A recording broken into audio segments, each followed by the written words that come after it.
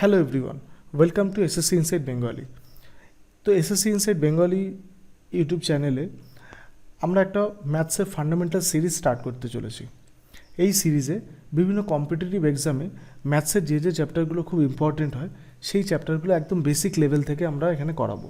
তো basic level থেকে অঙ্ক করানোর জন্য আমরা সবসময় যেটা প্রেফার করে থাকি, আমাদের ওয়েস্ট বেঙ্গল বোর্ডের ক্লাস 7 to 10 যে ম্যাথসের যে বইগুলো থাকে সেই বইগুলো থেকে বেসিক সবসময় স্টার্ট করা উচিত বলে আমরা মনে করি। তো আমরা এই সিরিজেও আমরা তাই করব। একদম বেসিক আমরা ওয়েস্ট বেঙ্গল বোর্ডের যে বুকসগুলো রয়েছে সেই বুকসগুলোর থেকে আমরা ডিফারেন্ট চ্যাপ্টার্স, ইম্পর্টেন্ট চ্যাপ্টার্স আমরা করাবো তোমাদেরকে, এবং এই বেসিক লেভেলস থেকে আস্তে আস্তে আমরা অ্যাডভান্সের দিকে এগোবো। তো সমস্ত কম্পিটিটিভ এক্সামে সবথেকে ম্যাথসের যে সবথেকে হট যে টপিক্সটা থাকে সেটা হচ্ছে ratio and proportion and percentage. তো আমরা যেটা শুরু করবো আজকে রেশিও মানে অনুপাত। অনুপাত যেটা আমাদের ওয়েস্ট বেঙ্গল বোর্ডের যে ক্লাসে থাকে সেটা হচ্ছে ক্লাস 7-এ থাকে। তো ওয়েস্ট বেঙ্গল বোর্ডের এই যে গণিত প্রভা বইটি ক্লাস 7-এর, এই বই থেকে আমরা অনুপাতটা স্টার্ট করব। এবং ক্লাস 7-এর পরে ক্লাস 8-এ রয়েছে এবং তারপরে ক্লাস 10-এ, এই তিনটে ক্লাসেই এই অনুপাত এবং সমানুপাত মানে রেশিও অ্যান্ড প্রপোর্শন রয়েছে। তো আমরা এগুলো পরপর করে করতে থাকবো। তো আমাদের আজকে ফার্স্ট যেটা স্টার্ট করব আমরা অনুপাত বা রেশিও। তো আমি মেনলি তোমাদেরকে বেসিক যেহেতু আমরা করবো এই ভিডিওতে, তো আমি খুব একটা থিওরিটিক্যালি জিনিসটাকে বোঝানোর চেষ্টা করব না, কারণ থিওরিটিক্যালি বোঝাতে গেলে আমি যদি থিওরি ক্লাস নিই তাহলে হয়তো বোরিং লাগতে পারে তোমাদের। কিন্তু আমাদেরকে মাথায় রাখতে হবে যে বেসিক যেন আমরা বুঝতে পারি, কনসেপ্ট যেন আমাদের ঠিকঠাক করে ক্লিয়ার হয়, কারণ কনসেপ্ট ক্লিয়ার হলে তবেই আমরা কিন্তু ম্যাথসে আমাদের যে ভিতটা আছে সেই ভিতটা শক্ত করতে পারবো এবং এরপরে ফার্দার আমরা ম্যাথসে আমাদের দক্ষতা অর্জন করতে পারবো। তো আমি যেটা করব, এই বইগুলো নে আমাদের যে ক্লাস 7, আমি আজকে যেমন ক্লাস 7-এর বই নিয়েছি, তো ক্লাস 7-এর এই বইতে এই অনুপাতের চ্যাপ্টারে যে এক্সারসাইজগুলো দেওয়া রয়েছে, যে অনুশীলনীগুলো দেওয়া রয়েছে, যে কোষে দেখিগুলো দেওয়া রয়েছে, সেখান থেকে ডিফারেন্ট কোশ্চেন আমি পিক করব এবং সেই কোশ্চেন্সগুলোর মধ্যে কী কনসেপ্ট আছে বা সেই কোশ্চেন্সগুলো কীভাবে সলভ করব সেইভাবে আমি মানে কোশ্চেন আনসার এইভাবে আমরা সলভ করব। তাহলে আমাদের কনসেপ্টগুলো জানা হয়ে যাবে, তার সাথে সাথে কোশ্চেন সলভও হয়ে যাবে। আমি যদি একেবারে থিওরি বোঝাতে বসে যাই তাহলে হয়তো বোরিং লাগতে পারে, তোমাদের ভালো নাও লাগতে পারে বা বোরিং লাগতে পারে। তো সেই কারণে আমরা এই ওয়েতে কিন্তু এই পুরো টপিকটা কভার করব। আশা করি তোমাদের ভালো লাগবে এবং ম্যাথসে যে ডাউটসগুলো থাকে, যে কনসেপ্টের যে অসুবিধা থাকে, সেগুলো আশা করি অনেকটা ক্লিয়ার হবে। এবং চেষ্টা করবে ভিডিওগুলো ছোট করার, খুব বড় যাতে না হয়, যাতে তোমাদের ইন্টারেস্টটা যাতে স্টে করে। তো দেখো, অনুপাত আমরা স্টার্ট করছি। অনুপাত প্রথমে বলে নিই অনুপাত জিনিসটা কি। অনুপাত বা রেশিও আমরা মেইনলি বাংলাতেই করব এবং পরে আমরা আস্তে আস্তে বেঙ্গলি টু ইংলিশ শিফট করব। একেবারে প্রথমে ইংলিশে কিছু করব না, আমরা বাংলাতেই স্টার্ট করছি, বাংলাতেই সমস্ত কিছু পড়ব। একটা কথা মাথায় রাখবে, যখন কোনো কিছু বোঝার চেষ্টা করবে বা যখন কোনো কিছু একদম ইনিশিয়ালি স্টার্ট করছো পড়া, তো সেটা যখন বোঝার চেষ্টা করবে, তো বোঝাটা সব থেকে ভালো হয় নিজের মাতৃভাষা। তো এই কারণে আমরা কিন্তু ইনিশিয়ালি বেসিক যেটা বুঝবো বা কনসেপ্ট যেটা বুঝবো সেটা আমরা এই বেঙ্গলি মিডিয়ামে বা এই যে বেঙ্গলি যে বুকসগুলো রয়েছে এই বেঙ্গলি বুকস থেকেই কিন্তু করব। তাই আমরা পুরোটাই বেসিক্সটা কিন্তু বাংলাতে করবো এবং তারপর আমরা বাংলা থেকে আস্তে আস্তে ইংলিশে শিফট করব, কারণ এক্সামগুলো সব ইংলিশে হবে। ঠিক আছে? তো দেখো, প্রথমেই আমরা একটু বুঝে নিই যে অনুপাত জিনিসটা কি, মানে কাকে অনুপাত বলে। রেশিও বা অনুপাত কাকে বলে? ভাগের মাধ্যমে তুলনা করাকে অনুপাত বলে। তাহলে অনুপাত কি না, অনুপাত এক প্রকার ভাগ। এই ভাগের মাধ্যমে তুলনা করা হয়, তার মানে অনুপাতের মাধ্যমে কি করা হয়? তুলনা করা হয়। আচ্ছা, কাদের তুলনা করা হয় না, অনুপাত মানে হচ্ছে সমজাতীয় রাশির মধ্যে তুলনা। সমজাতীয় রাশির মধ্যে তুলনা, যেহেতু সমজাতীয় রাশির মধ্যে তুলনা হয় তাই বলা হয় যে অনুপাতে কোনো একক নেই। বলা হয় বা সত্যি অনুপাতে কোনো একক নেই। তো একবার দেখে নিয়ে যাক যে সমজাতীয় রাশির মধ্যে তুলনা মানে কি বোঝাতে চাইছে। তো আমি একটা এক্সাম্পলের জন্য তোমাদেরকে বলছি, যে খুব কমন যে এক্সাম্পল যেটা আমরা সবাই জেনে থাকি বা বুঝতে পারি, যে আমাদের যে পরীক্ষা হয় এবং সেই পরীক্ষায় আমরা প্রত্যেকে মার্কস পাই। তো যে নাম্বার আমরা পরীক্ষাতে পাই সেই নাম্বারটা কীরকম পাই? ধরো অঙ্কেরই কোনো পরীক্ষা, অঙ্ক পরীক্ষায় কেউ ধরো 60 পেয়েছে আর কেউ ধরো 70 পেয়েছে।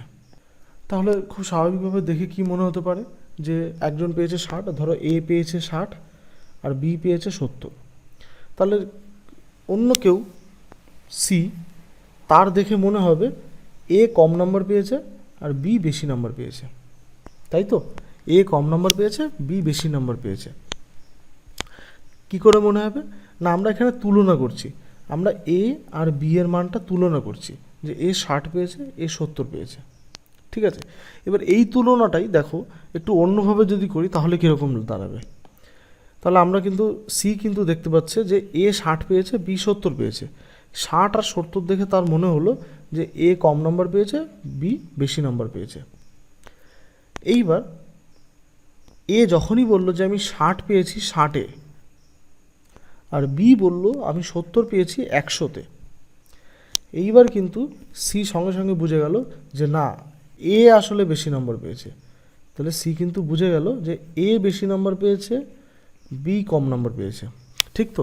তাহলে এই যে সি বুঝে গেল যে এ বেশি নম্বর পেয়েছে, বি কম নম্বর পেয়েছে, কখন? না, আমি যখন এই 60টা কততে পেয়েছে সেটা লিখে দিলাম, এই 70টা কততে পেয়েছে সেটা দিয়ে আমি বলে দিলাম, অমনি কিন্তু সি এর বুঝতে সুবিধা হয়ে গেল যে কে আলটিমেটলি বেশি নম্বর পেয়েছে। তাহলে এখানে আমি কিন্তু আসলে কি করলাম দেখো, তুলনা করলাম।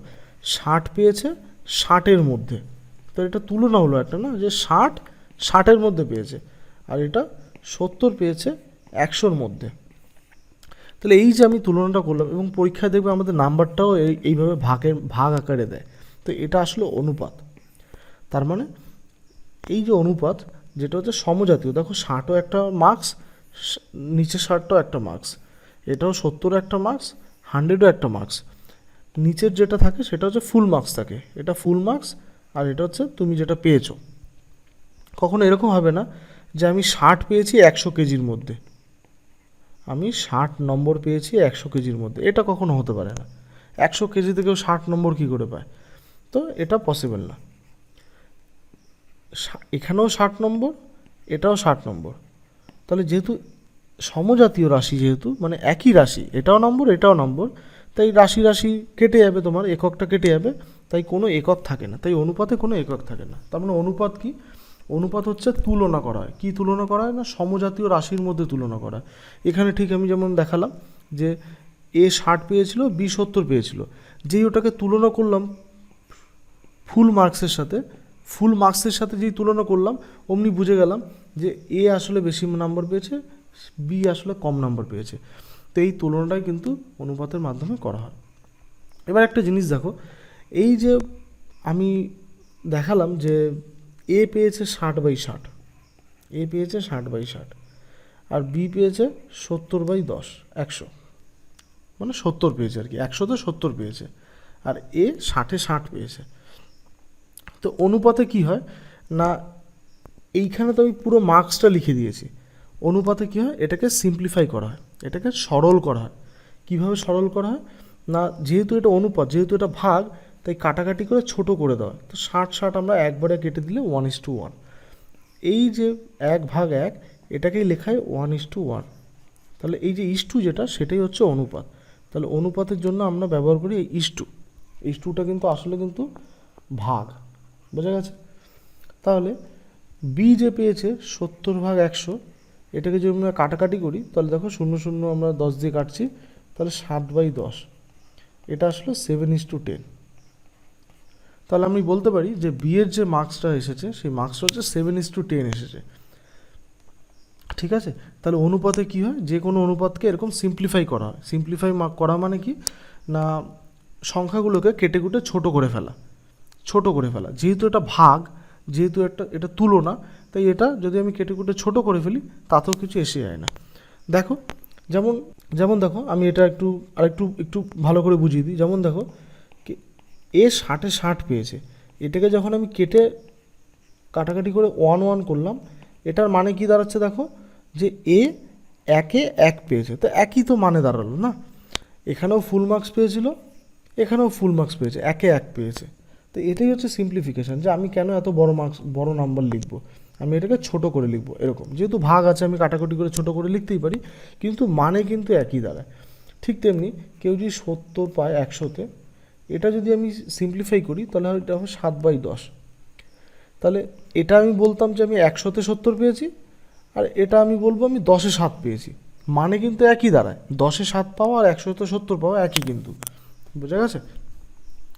তো অনুপাতে কি হয় না, অনুপাতে কিন্তু এইভাবেই কিন্তু সিম্পলিফাই করা হয়, ঠিক আছে? আর অনুপাত মানে হচ্ছে তুলনা করা, কোনো কিছুর সাথে কোনো কিছুর তুলনা করা, ঠিক আছে? তো যেমন এখানে একটা এক্সাম্পল দেখো, বইতেই দেওয়া রয়েছে এই এক্সাম্পলটা, যে এখানে কিছু শ্রমিক কাজ করছে, আর একটি বাচ্চা সে দেখছে যে এই শ্রমিকগুলো বালি রয়েছে এবং সিমেন্ট রয়েছে। তো বাচ্চাটা তাই জিজ্ঞাসা করলো, তোমরা কী হিসাবে মশলা তৈরি করো? কারণ বাচ্চাটা দেখছে যে কিছু বস্তা বালির সাথে কিছু বস্তা সিমেন্ট ঢালছে, দেখে এবার এখানে মশলা বানাচ্ছে। তাই বাচ্চাটি জিজ্ঞেস করছে, তোমরা কী হিসাবে মশলা তৈরি করো? তখন এই যে শ্রমিক যারা রয়েছে তারা বলছে, আমরা সিমেন্ট ও বালির পরিমাণ 1:5 অনুপাতে মেশাই। তার মানে সিমেন্ট আর বালির অনুপাত 1:5 অনুপাতে মেশাই। এইটার অর্থ কি? 1:5 অনুপাতে মেশাই, তার মানে অনুপাতটা বলে দিয়েছে। তার মানে কি বলে দিয়েছে আমাদেরকে? অনুপাতটা, যে সিমেন্ট ইস্টু বালি এটা 1:5 অনুপাতে আছে। মানে সিমেন্ট যদি 1 বস্তা দেয় তাহলে বালি দেবে 5 বস্তা। এখন দেখো, অনুপাত 1:5 মানে এই নয় যে 1 বস্তা সিমেন্ট আর 5 বস্তা বালি দিয়েছে, তাই নয় কিন্তু। হতে পারে যে 5 বস্তা সিমেন্ট আর 25 বস্তা বালি দিয়েছে। এই মশলাটা যে মাখিয়েছে এখানে 5 বস্তা সিমেন্ট দিয়েছে, এই সিমেন্টটা দিয়েছে 5 বস্তা, আর বালি দিয়েছে 25 বস্তা।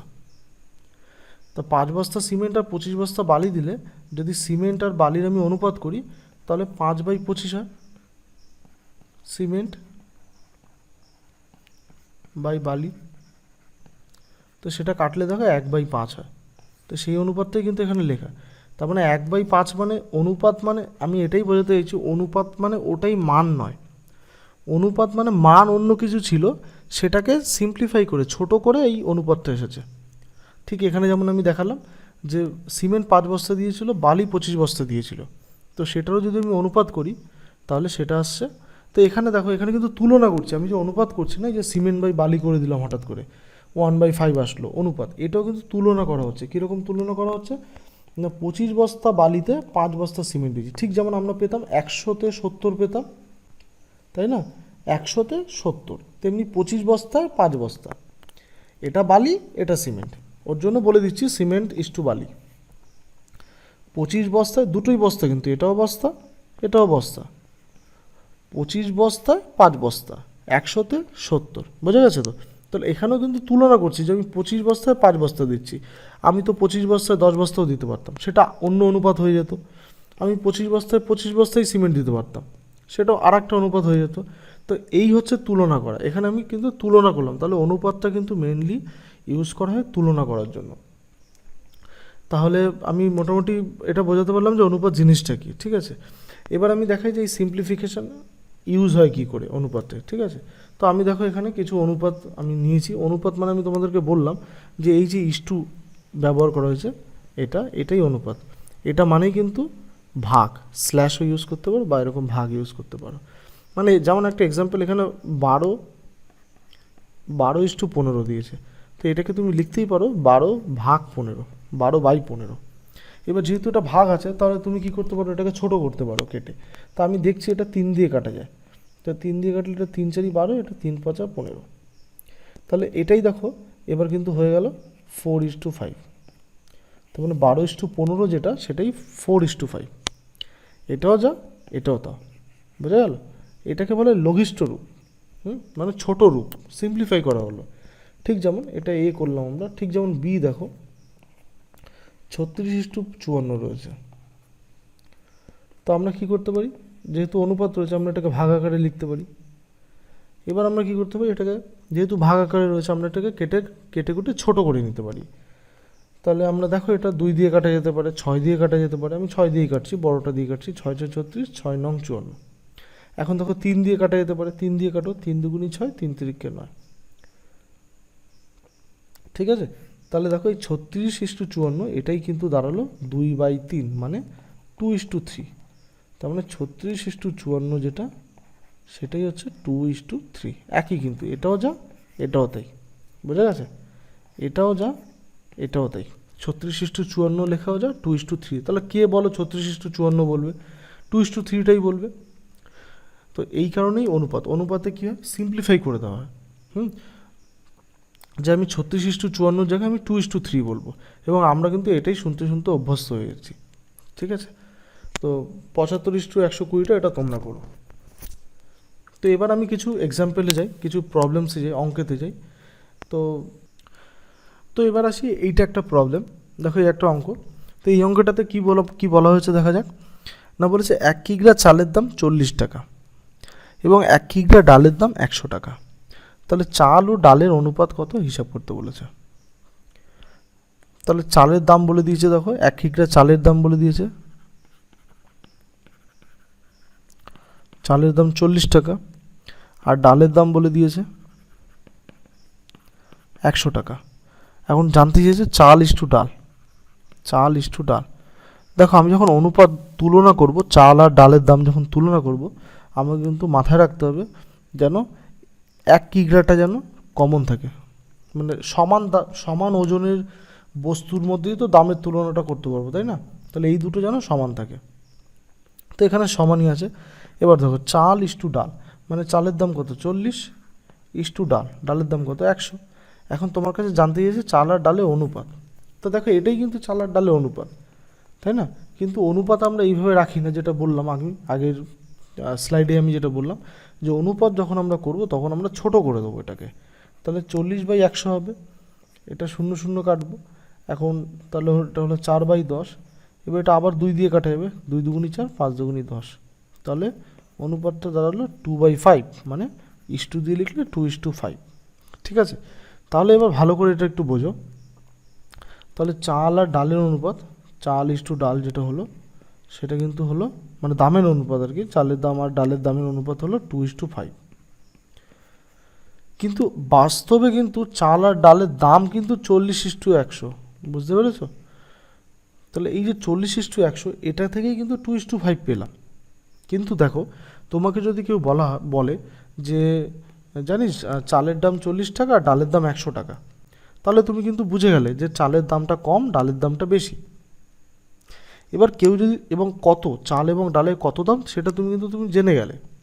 কিন্তু তোমাকে যদি কেউ বলে জানিস চাল আর ডালের এখন দামের যে অনুপাত সেটা 2:5, এই অনুপাত দেখেও কিন্তু তুমি বুঝে গেলে যে চালের দাম কম, ডালের দাম বেশি। ডালের দাম যদি 5 টাকা হয় তাহলে চালের দাম 2 টাকা। কিন্তু তুমি এক্স্যাক্ট কিন্তু জানতে পারলে না যে এখন চাল আর ডালের দাম কত চলছে। এখন চাল আর ডালের দাম কত এটা কিন্তু তুমি এই অনুপাত দেখে জানতে পারবে না। কারণ দেখো যদি চাল আর ডালের দাম যদি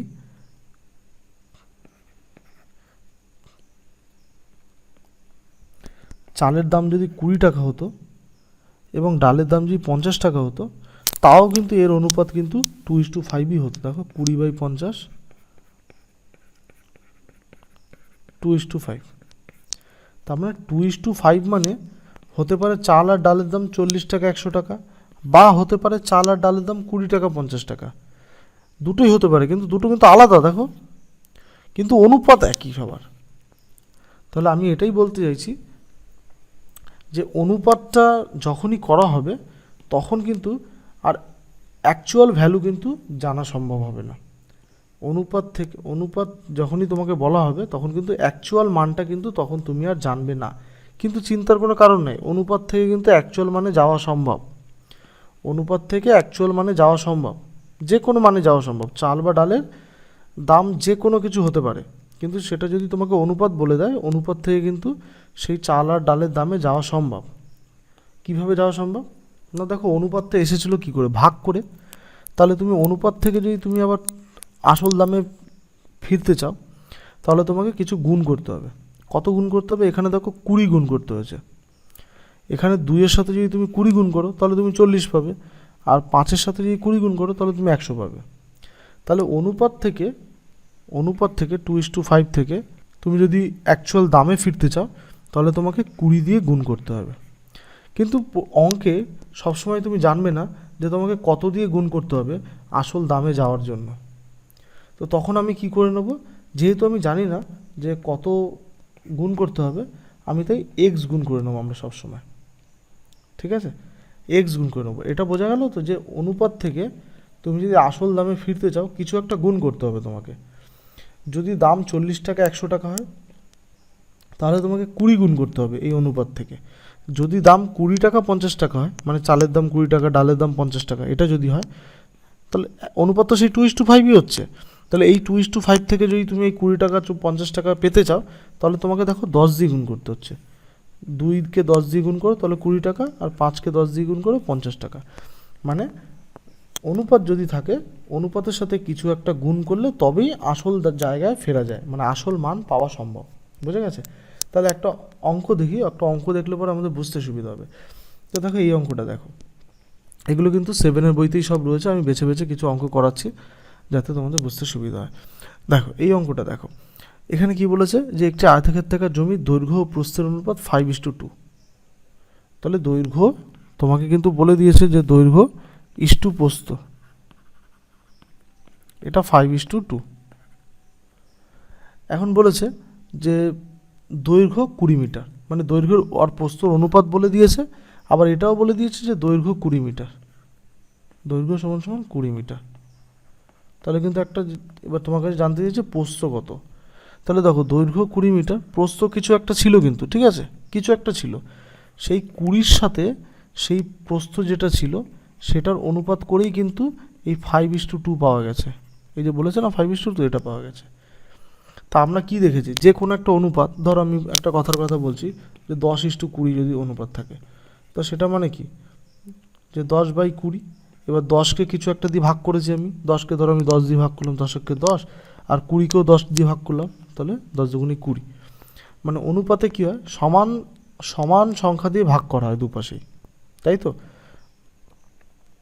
সমান সংখ্যা দিয়ে ভাগ করে, যেমন এটাকে আমি 10 দিয়ে ভাগ করলাম, এটাকে আমি 10 দিয়ে ভাগ করলাম, তাহলে এটা 1 আর এটা 2।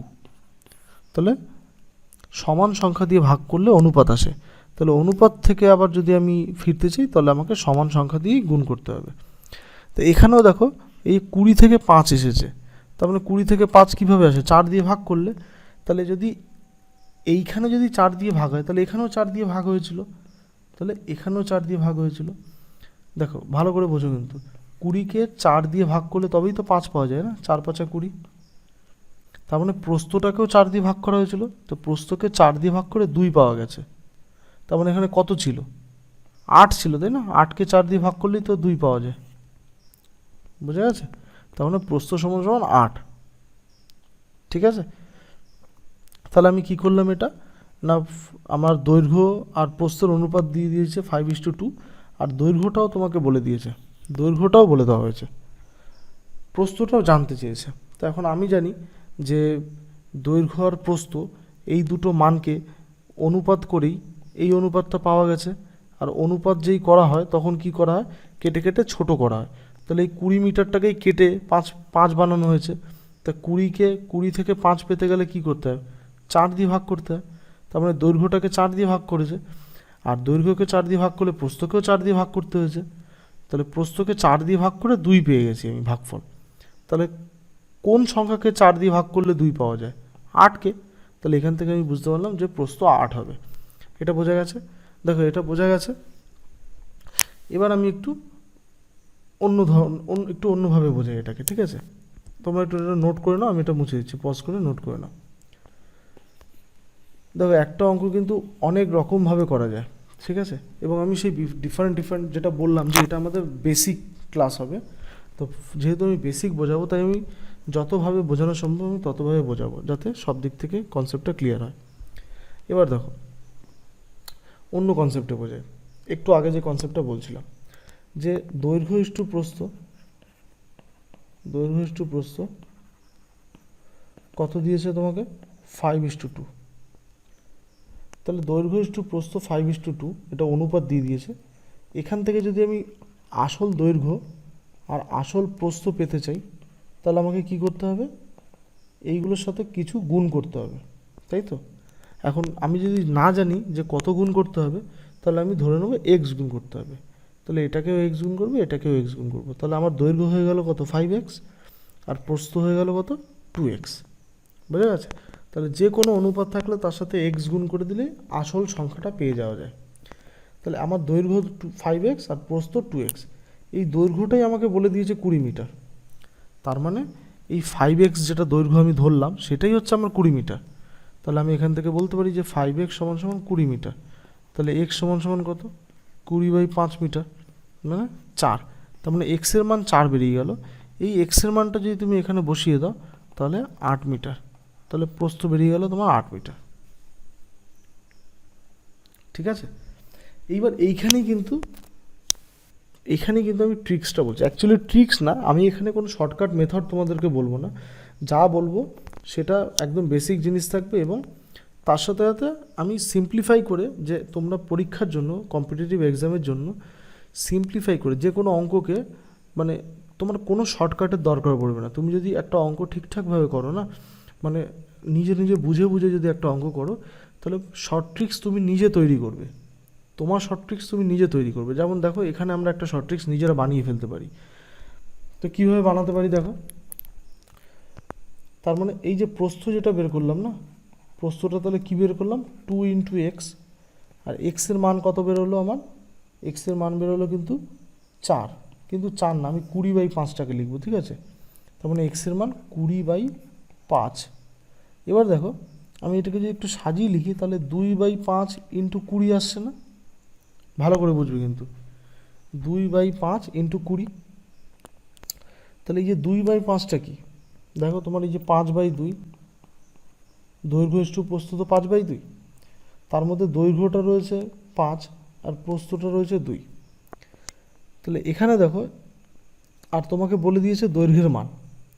তাহলে এই দৈর্ঘ্যের মানের সাথে এই যে দৈর্ঘ্যের মান, এই দৈর্ঘ্যের মানের সাথে দৈর্ঘ্যের অনুপাতটাকে যদি তুমি ভাগ করো, এই যে দৈর্ঘ্যের মানের সাথে দৈর্ঘ্যের অনুপাতটাকে যদি ভাগ করো, এবং তার সাথে যদি প্রস্থের অনুপাতটা গুণ করো, তাহলে তুমি প্রস্থের মান পেয়ে যাবে। কি বলেছি বোঝা গেছে? এটা তাহলে দরকার নেই আমাদের। কি বলেছি বোঝা গেছে? তাহলে আমি একটা একটু লিখে দিই। তাহলে কি পাচ্ছি আমি, না দৈর্ঘ্যের মান, মানে যেটা দিয়ে দেবে তার মান, বাই যেটা তোমাকে দিয়ে দেবে তার যে অনুপাতটা, মানে দৈর্ঘ্যের অনুপাত,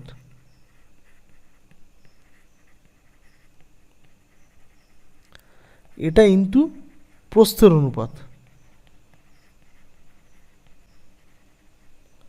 এটা যদি করো তাহলে তুমি প্রস্থ মান পেয়ে যাবে। কি বলেছি বোঝা গেছে? তাহলে দেখো, এটা কিন্তু আমরা একটা নিজেরাই কিন্তু একটা ফর্মুলা বানিয়ে ফেললাম।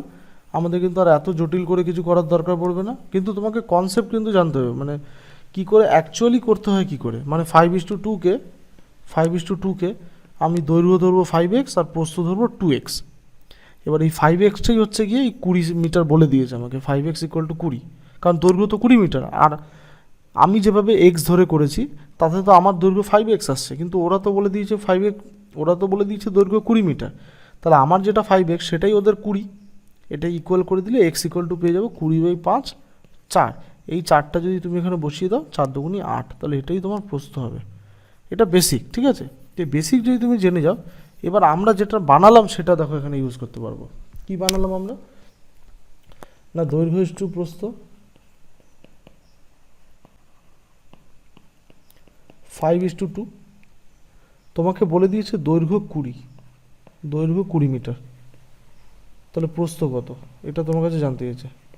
তাহলে যেহেতু আমার কাছে প্রস্থ জানতে চেয়েছে, তাহলে প্রস্থ সমান সমান হবে যেটা আমাকে দিয়ে দিয়েছে সেটা ভাগ এটার যে অনুপাত, মানে 5, ইন্টু যেটা আমাকে বের করতে হবে তার যে অনুপাতটা 2। তাহলে এটা যদি তুমি করো তাহলেই দেখো তোমার 4 × 2 = 8 মিটার বেরিয়ে গেল আনসার। বোঝা গেছে? তাহলে এই মেথডে যদি আমরা পরের অঙ্কটাতে অ্যাপ্লাই করি, এই অঙ্কটাতে যদি আমরা অ্যাপ্লাই করি, প্রথমে আমি এই মেথডটা অ্যাপ্লাই করে দেখাই, তারপরে আমি বেসিক যেটা আমাদের মানে রুলস, যেটা সেই রুলসটা অ্যাপ্লাই করব। তো দেখো, খুব ইজিলি কিন্তু পারবে। এবার বলে দিয়েছে দুটি বইয়ের দামের অনুপাত 2:5, মানে প্রথম বই ইস্টু দ্বিতীয় বই, সেটা হচ্ছে 2:5 অনুপাত আছে। ঠিক আছে, এখন প্রথম বইটার দাম তোমাকে বলে দিয়েছে, এই যে প্রথম বইটার যে অনুপাত যেটা, সেটা দাম বলে দিয়েছে, আর দ্বিতীয় বইটার দাম বের করতে বলেছে। তাহলে দ্বিতীয় বইটার দাম সমান সমান কী হবে, যে দাম তোমাকে বলে দিয়েছে সেটা ভাগ এই দামের যে অনুপাতটা রয়েছে এটা 2, ইন্টু যেটা তোমাকে বের করতে হবে দ্বিতীয় বই তার যে অনুপাত সেটা। বোঝা গেছে? তাহলে এটা যদি তুমি ডিভাইড করো তাহলে কি হচ্ছে, না 2 দিয়ে এটা কাটলে 16 × 2 = 32, সরি 0.10, ঠিক আছে। তাহলে 5 10 50 আর 5 16 80, তাহলে এত টাকা। তাহলে দেখো এত টাকা বেরিয়ে গেল। এটাই যদি আমরা বেসিক আমাদের নর্মাল যে ট্র্যাডিশনাল যে নিয়ম সেটা করতাম, তাহলে কি করতে পারতাম আমরা, না দুটো বইয়ের অনুপাত 2:5 বলে দিয়েছে, তাহলে আমি বলবো যে প্রথম বইটা হচ্ছে 2x আর দ্বিতীয় বইটা হচ্ছে 5x দাম, তাই তো। কারণ অনুপাত থেকে আসল দাম পেতে গেলে আমাকে কিছুটা গুণ করতে হবে, আমি এক্স গুণ করে নিয়েছি, ঠিক তো। এখন তোমাকে প্রথম বইটার দাম বলে দিয়েছে, তার মানে এই 2xটা বলে দিয়েছে 32.20, তাহলে এখান থেকে এক্স পেয়ে যাবো আমি 32.20/2। এটা যদি আমি কাটাকাটি করি তাহলে 16 দুগুণি 32, 10 দুগুণি 20, 16.10। এই এক্সের মানটা বেরিয়ে গেল। এই এক্সের মানটা যদি তুমি এখানে পুট করে দাও তাহলে দ্বিতীয় বইটার দাম পেয়ে যাবে 5 × 16.10, তাহলে 5 16 80, 5 10 50, এত টাকা, যেটা কিনা আমাদের এটা বেরিয়েছে। বোঝা গেছে? তাহলে তাহলে দেখো এখানেই কিন্তু আমি কিন্তু বেসিক শিখলাম, বেসিক শিখে দেখলাম যে ওর আনসারটা কী এসেছে, সেই আনসারটা থেকে কিন্তু আমি একটা নিজে কিন্তু একটা শর্ট ট্রিক্স বানিয়ে নিলাম। তাহলে এইভাবেই কিন্তু শর্ট ট্রিক্স বানানো পসিবল, ঠিক আছে। তো দেখো এবার এই অঙ্কটা দেখো, আর করতে এই টাইপের এখন অঙ্ক করতে আর কিন্তু কোনো অসুবিধা হবে না। এটা তো বলেছে পুলকবাবু ও মানিকবাবুর বয়সের অনুপাত 7:9, তাহলে পুলকবাবু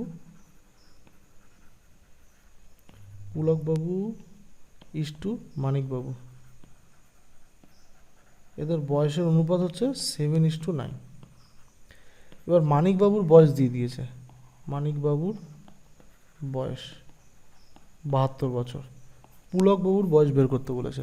তাহলে যেহেতু মানিকবাবুর বয়স দিয়ে দিয়েছে, তাহলে মানিকবাবুর বয়সকে ভাগ করব মানিকবাবুর যে অনুপাত, তো মানিকবাবুর অনুপাত কত 9, গুণ করব পুলকবাবুর বয়স বের করতে বলেছে, তাহলে পুলকবাবুর যে অনুপাত সেটা গুণ করে দেবো, এইটা,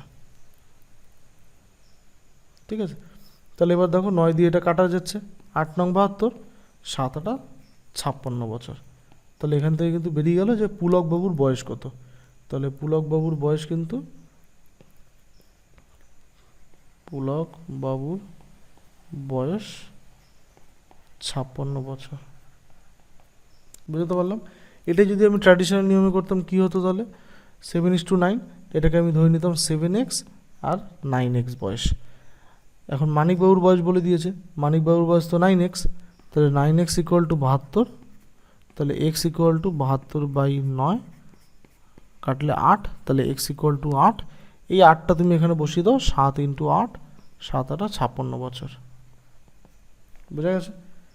তাহলে আমরা ট্র্যাডিশনালটাও শিখে নিলাম এবং তার সাথে সাথে শর্ট ট্রিক্সটাও কিন্তু আমরা বুঝে গেলাম যে কীভাবে শর্ট ট্রিক্স ইউজ করে করতে পারি। দেখো এটাও দেখো একইভাবে করতে পারবে। বৃত্তের পরিধি ও ব্যাসের অনুপাত এত, তাহলে একটা বৃত্তের পরিধি ইস টু ব্যাস, সেটা দিয়েছে 22:7। এখন ব্যাস তোমাকে দিয়ে দিয়েছে, পরিধি বের করতে বলেছে যে বৃত্তের ব্যাসের দৈর্ঘ্য এত মিটার এত ডেসিমিটার, তাহলে পরিধি কত। প্রথমত আমরা ডেসিমিটার, এই 2 মিটার 1 ডেসিমিটারকে আমরা প্রথমে ডেসিমিটারেই নিয়ে যাই, ঠিক আছে।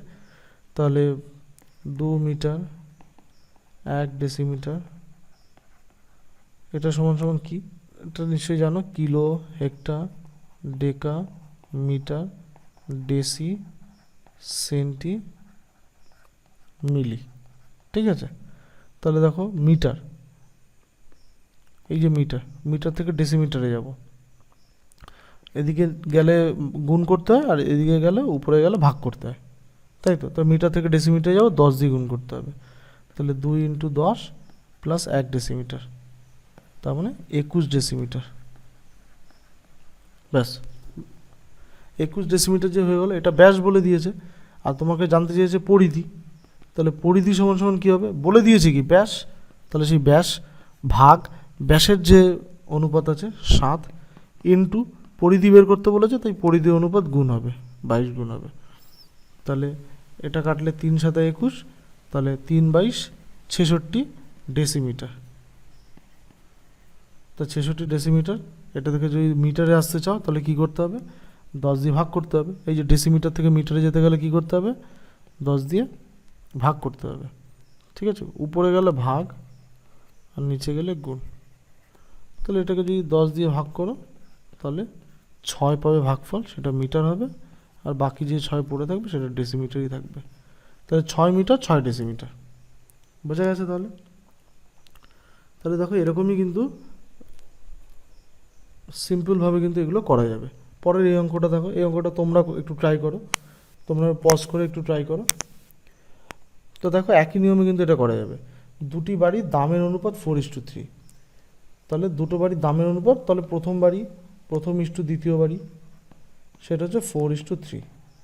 দ্বিতীয়টির দাম বলে দিয়েছে, তাহলে প্রথমটির দাম হিসাব করতে বলেছে, তাহলে প্রথমটির দাম কি হবে?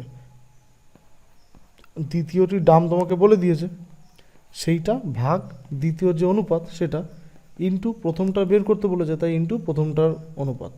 এই হয়ে গেল। 3 দিয়ে কাটলে এটা কত হবে? 3 × 14 = 42, আর 4 দিয়ে তাহলে তাহলে এটা হলো ইন্টু 4, তাহলে 4 × 14 = 56, 1 2 3 4, তাহলে এত টাকা। তাহলে দ্বিতীয় বাড়িটার কিন্তু দাম কিন্তু পেয়ে গেলাম 5,60,000 টাকা। ঠিক আছে, সরি, প্রথম বাড়িটার দাম পেয়ে গেলাম, সেটাই চেয়েছিল।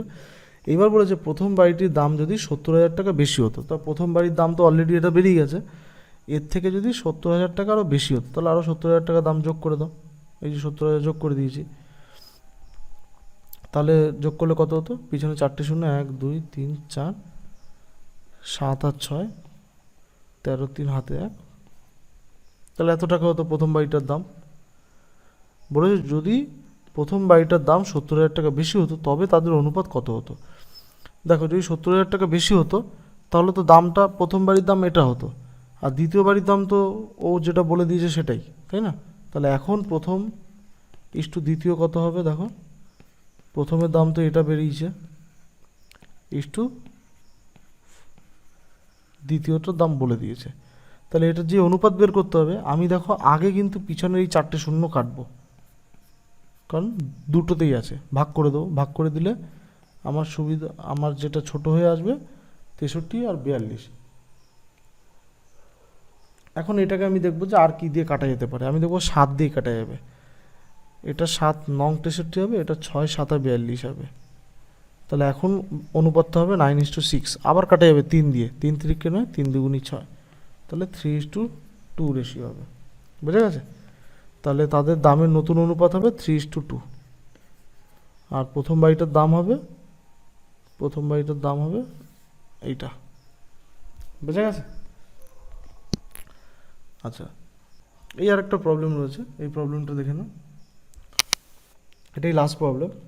তো এখানে কি বলেছে? দুটি সংখ্যার অনুপাত 5:7 আছে, তাহলে দুটি সংখ্যার অনুপাত, ধরো এটা প্রথম সংখ্যা ইস্টু দ্বিতীয় সংখ্যা, এর অনুপাতটা রয়েছে 5:7, এবং বলেছে এদের গসাগু 13, তাহলে সংখ্যা দুটি কি?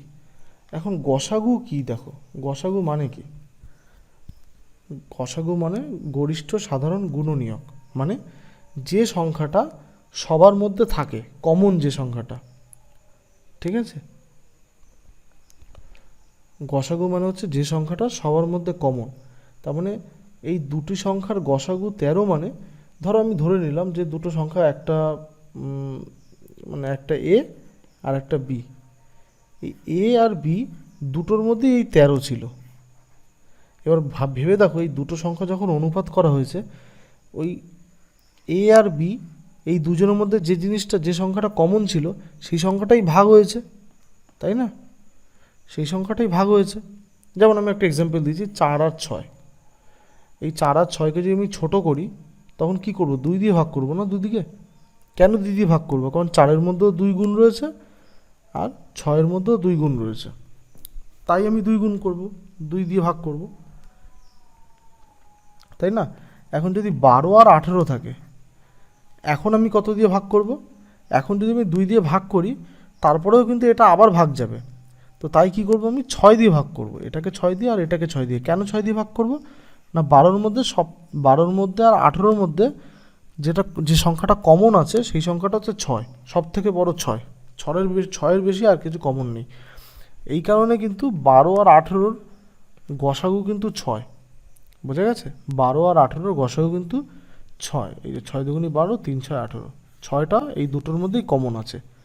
তো তো ওর জন্য আমরা যখনই অনুপাতে ভাগ করি কোনো সংখ্যাকে, ধরো 30 আর 40, এর অনুপাত যখন আমি করব, এদের যে গসাগু হবে এই দুটো সংখ্যার গসাগু, সেই গসাগু দিয়েই কিন্তু ভাগ করা হয়। বোঝা গেছে? মানে যে সংখ্যাটা এই দুটো সংখ্যার মধ্যেই আছে, তো 10 আছে দুটোর মধ্যে, তাই আমি 10 দিয়ে ভাগ করলাম। ঠিক তেমনি এখানে বলে দিয়েছে তোমাকে যে দুটো সংখ্যার অনুপাত বলে দিয়েছে এবং দুটি সংখ্যার গসাগু বলে দিয়েছে, সংখ্যা দুটো বের করতে বলেছে। তাহলে ভেবে দেখো, ওই সংখ্যা দুটোর গসাগু 13, মানে ওই সংখ্যা দুটো থেকে 13 ভাগ হয়েই কিন্তু এই অনুপাতগুলো এসেছে। তাহলে এই অনুপাত থেকে যদি তুমি আবার সংখ্যা দুটো পেতে চাও, তাহলে এই অনুপাতের সাথে কিছু গুণ করতে হবে। আর কি গুণ করতে হবে? এই গসাগুটাই গুণ করতে হবে, কারণ এই সংখ্যা দুটো থেকে কিন্তু এই গসাগুটা ভাগ হয়েই কিন্তু এই অনুপাত এসেছিল। তো এই অনুপাত থেকে আবার তুমি ওই সংখ্যা দুটোতে ফেরত যেতে গেলে যা দিয়ে ভাগ করেছিল সেটা দিয়েই গুণ করতে হবে। তাহলে 13 দিয়ে কিন্তু গুণ করতে হবে। তাহলে এই 5-এর সাথে 13 গুণ করতে হবে, আর 7-এর সাথে 13 গুণ করতে হবে। তাহলে 5-13 65 হবে, আর 7-13 91 হবে। তাহলে তোমার যে সংখ্যা দুটো পেয়ে গেলে, সেই সংখ্যা দুটো হলো, প্রথম সংখ্যা হবে 65, আর দ্বিতীয় সংখ্যা যেটা হবে সেটা হচ্ছে 91। তো আশা করি আজকের সেশনে আমি যতটুকু বোঝানোর চেষ্টা করেছি সেটা তোমাদের বোঝাতে পেরেছে। নেক্সট ক্লাসে আমরা এই ক্লাস 7-এরই অন্য লেভেলের কিছু বা অন্য টাইপের কিছু কোশ্চেন আবার নেক্সট ক্লাসে করাবো। এইভাবেই আমরা ক্লাস 7-এর পর ক্লাস 8-এ যাব, তারপর ক্লাস 10-এ যাব। এরকম করে অনুপাত, সমানুপাত, মানে রেশিও অ্যান্ড প্রপোর্শনের সমস্ত ধরনের কনসেপ্ট কিন্তু করা হয়ে যাবে। এবং তোমরা, মজার বিষয় হচ্ছে, তোমরা দেখবে যে এই ক্লাস 7 to 10-এর মধ্যে যে এই অনুপাত সমানুপাতের যে চ্যাপ্টার্সগুলো রয়েছে, তার যে অঙ্কগুলো আমি করাবো বা যে আমি বইতে যা আছে সেগুলোই করাবো। তো এইগুলো করার পর দেখবে তোমাদের যে বিভিন্ন এক্সামে যে কোশ্চেন্সগুলো আসে, সব দেখবে এই রকমই কোশ্চেন্স আছে। হ্যাঁ, তার মধ্যে কিছু ডিফিকাল্টি থাকে, কিছু কঠিন থাকে, কিছু সোজা থাকে, কিন্তু এর উপরেই বেস করে থাকে। সুতরাং এইটা যদি তোমার ভালো করে বোঝা থাকে, আয়ত্ত যদি তোমার থাকে, তাহলে একটা অঙ্ক তোমার অনুপাত সমানুপাত থেকে তোমার কোনো পরীক্ষা আটকাবে না, এটা আমি গ্যারান্টি দিচ্ছি। তো নেক্সট ক্লাসে দেখা হচ্ছে, ততক্ষণ তোমরা পড়াশোনা করো। ওকে, থ্যাংক ইউ।